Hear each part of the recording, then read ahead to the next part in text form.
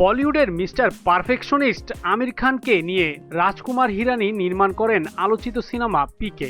হিন্দু ধর্মের প্রতি কটাক্ষ করার অভিযোগেও তীব্র সমালোচনার মুখে পড়েন আমির। ভাঙচুর করা হয় প্রেক্ষাগৃহ।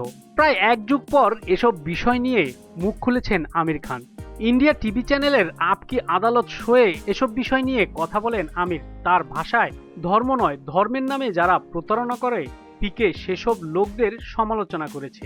গত 7-8 বছরে দেশদ্রোহী, হিন্দু বিরোধী হওয়ায় অভিযোগের মুখোমুখি হয়েছেন আমির খান। এই বিষয়ে তিনি বলেন, আমি গর্বিত একজন মুসলিম, আমি গর্বিত আমি একজন ভারতীয়। দুটোই একসঙ্গে সত্যি হতে পারে। সম্প্রতি কাশ্মীরের পেহেলগামে সন্ত্রাসী হামলা প্রসঙ্গে আমির খান বলেন, সন্ত্রাসের সঙ্গে ধর্মের কোনো সম্পর্ক নেই জানিয়ে অভিনেতা বলেন, কোনো ধর্মই নিরীহ মানুষকে হত্যা করতে শেখায় না। আর যারা ধর্মের নামে সন্ত্রাসী কর্মকাণ্ড চালায় তাদেরকে আমি মুসলিম বলে মনে করি না।